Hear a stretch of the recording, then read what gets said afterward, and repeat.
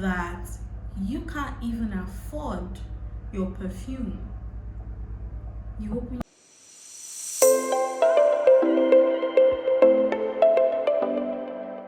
Hi guys, and welcome back to my channel. Welcome to another video. If this is your first time here, you're welcome.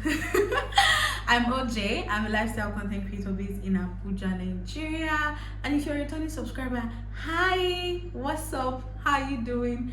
What's going on? Now, without further ado, let's go into this video. Last year, there was a time in 2021 where I put up on my Instagram story, what kind of videos do you want to see on my channel? And a lot of people were like, they want to see how I'm navigating my 20s, right? So, I did a couple of videos last year about 20s just to see how they will do for my channel, and based on my channel they did good. Okay, so that is why I want to do this video. And in this video we're going to be talking about things you should not do in your 20s. There is a lot of content about leveling up in your 20s, you know, being better in your 20s and everything, but these are things that you have to check yourself every once in a while to make sure that you are not falling away from, to make sure that you always have these things in place. Okay, and if that sounds like something you're interested in, if this sounds like something that you want to listen to, keep watching. So the first thing, and this is something that I am also learning, is don't be lazy. And I'm coming from it from the perspective of how we always have so much hope, we always are so hopeful, we always aspire, we always imagine, right? And we pray, we tell God that, God, this is what we want, do it for us, you know, put money in our account, give me a job, help me with this, help me with that. But then after praying, you don't walk. After praying, you just go and lie down and you go and sleep. Prayer is not magic, right? You have to walk after you pray. For me, the place of prayer is where I get strength, is where I get vision, is where I get instructions, and that would help me to work hard and to work smart and to work the way God would want me to work. Do you get? So I don't pray and I go and sleep. Prayer is that push. Prayer is that momentum to make you work hard, right? Prayer and hard work gives you long-lasting results. Prayer and no hard work is just, and hard work and no prayer is just. There needs to be a balance. Do you get? You need to find a way to balance all of them. You cannot work hard and not pray. That's not, you're not involving God in what you want to do, really. And you cannot pray and not work hard. I mean, even the Bible says that faith without works is dead. And if we look at the Bible, we see that at every point in time, the people that God worked with, they were hardworking. God met them in their place of work. They were working. People like David, God met him in the bush when he was, you know, with his father's sheep and all of that. People like Abraham and the rest, God met them working. God works with hardworking people. That's how it works. You can't be lazy and be expecting things to happen for you. No. Hard work and prayer brings long-lasting results, and long-lasting results is what we want. Long-lasting results is what we want to cultivate in our 20s, that will continue to show, that will continue to be an evidence throughout our life. I mean, there's a lot of things that you need to cultivate in your 20s that would affect the course of your life, and if you don't get it right now, then it's a problem. Number 2 is, in your 20s, you cannot afford to not be a person of value. On Instagram, we always see things like, oh, if I don't call you as my friend, try to understand, all of us who are busy, all of us who are hustling, you know, I can't be calling you every time, I have things that are disturbing me. It should give you an idea that every relationship you get into, you have to give something. Although the person also has to give you something too, but I'm just saying it's a two-way thing. You can't just keep on asking. You have to give something. It's a problem if your family can't come to you, your family can't trust you. It's a problem if people can't come to you for advice. It's a problem that when someone thinks of something, your name doesn't pop in their mind. You need to figure out what's wrong, right? And when I say value, I don't just mean money or job. I mean compassion, I mean empathy, I mean sympathy. Can your friends come and talk to you when something is wrong? Can your friends come and meet you for like prayer when something is wrong? Can Can your friends come and share business ideas with you? Can your friends come and want to tell you what they learned? Can your friends come and gist with you without you making it seem weird or without you being all about yourself every time? That's not value. And you don't want to do this in your 20s because no man is an island. And in your 20s is where you need to learn a lot of things, meaning that you need to have a lot of people that will help you around you. And the only way you can do this, the only way you can maintain and sustain such relationships is by giving value, by being a person of value. So the next thing would be not having a plan.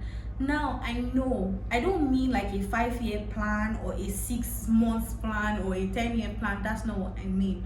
I just mean that you should have an idea of what you are doing per season, right? What are you focusing your energy on per season? Because that's what's going to help you cultivate better habits and to help you reach your goals better. So per season, this is what I want to do. For me right now, what I want to do is really focus on YouTube. So now when someone asks me, oh, what are you up to? Oh, currently I'm a YouTuber. I'm currently trying to grow my subscribers and my watch time on YouTube. I'm also a content creator. That is what I'm focusing on at this point in time.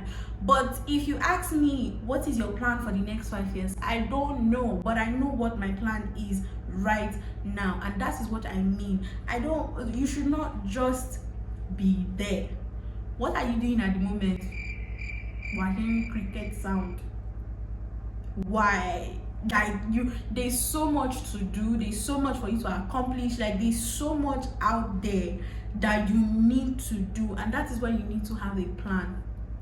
What do you want to do? What are your goals? Are you talking about financial goals? Are you talking about career goals? Are you talking about personal goals? No matter how little you think it is something. It means that you know what you want. It means that you're very visionary. You have a plan. You want to be better, and everybody wants to be better. I mean, the goal is to be 1% better every day. The goal is to learn something new every day. It doesn't matter how tiny it may be, but that is how you get better. That is how you end up being the kind of woman or the type of person that you want to be in the next 10, in the next 7 years from now. So have a plan. Next thing would be not knowing how to ask the right questions. You're asking questions, very good, I love it, but in your 20s you cannot be asking the wrong questions.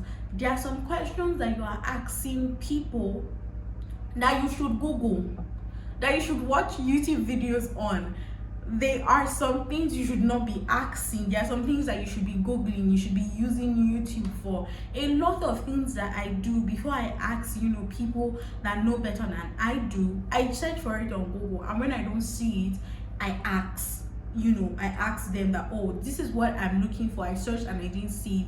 Another perspective you can come from is, I searched for it, I got this answer, but I would like, more practical ways. Like, how did you apply it to your life? Do you get? Because, getting theory is different from practical.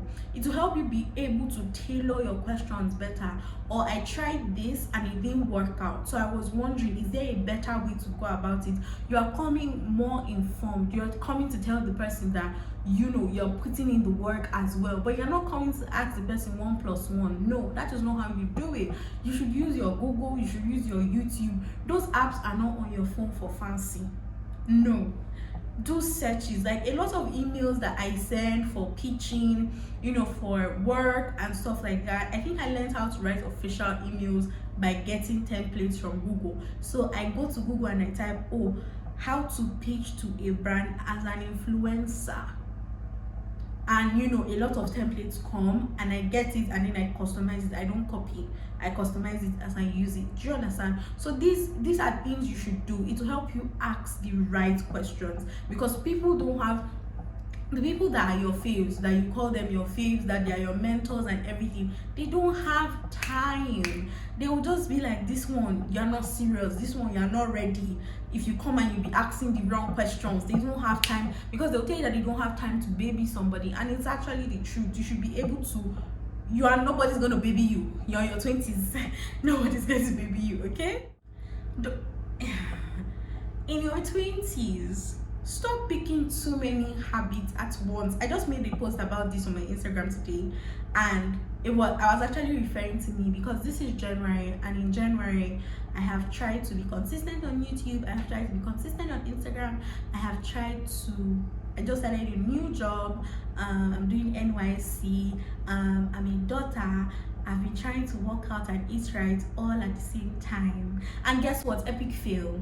Like, it has been an epic fail.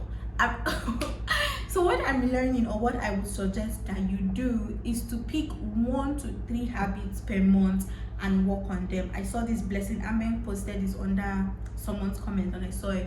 Pick 1 to 3 habits. Write down the habits that you want to gain, that you want to learn, and then you start picking them based on priority. So for now, my priority is my body and YouTube, so I'm taking a backseat on Instagram. So I'm trying to get a timetable for working out and for uploading on YouTube, and my job.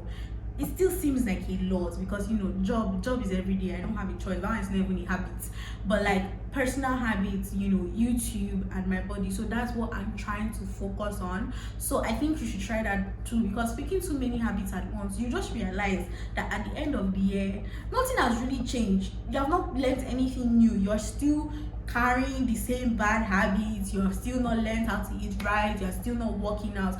And we want the habits that we learn to be part of our lifestyle on the long run. You get? That's why we need to be more intentional about how we pick up these habits.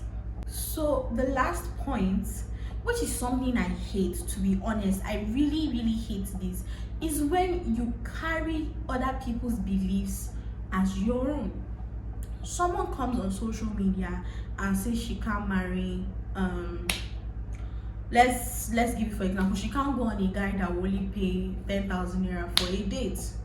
And maybe this is because she's well built, she's earning a lot of money and stuff like that. I don't know, I'm just painting, I don't know the circumstances around it. And you can't even afford your perfume. You open your mouth and you say you too, you cannot go with a guy that is only going to pay 10K for a date. Is it not suspicious? Suspicious. Yeah, it's fine. That's weird. Don't you think it's suspicious? That TikTok sound, I can't read, but it's suspicious. You should check it. Do you understand? I just feel like there's always a story behind someone's belief. So when you take other people's beliefs as your own, you end up denying yourself of your stories, denying yourself of the lessons that you get to learn from your experience to make up who you are. Because your stories, which equals to your beliefs or your values, is what makes you a person, is what makes you unique, is what makes you authentic, right? So you need to be very careful before you carry someone's belief and put on your head, or someone does not believe in marriage. The person believes that why should you stick to one person for the rest of their life? You carry it on your head. Why? You don't even know the circumstances at which that person said it, and you for yourself, you have not gone into the facts, you have not gone to research to see if this is actually right or wrong, because not everybody's belief is correct. You need to figure that out for yourself, and don't deny yourself that process. Don't deny yourself getting certain values and certain beliefs, because that's just you trying to be someone else. That's just you trying to lose your authenticity along the way, and you should not do that. Don't deny yourself of that at all. Leave social media beliefs and social media values where they are on social media and focus on real life. Social media is just like one tiny bitty, like mini aspect of our lives. Don't make it dominate your whole life. And that's on what period. And that's where I close my mouth. On today's video. If you enjoyed this video, please let me know. If you want to see more videos like this, also please let me know in the comment section and tell me what was your favorite part of this video. If you have not subscribed to my channel, please subscribe. All right, and I'll see you guys in my next video. Bye guys.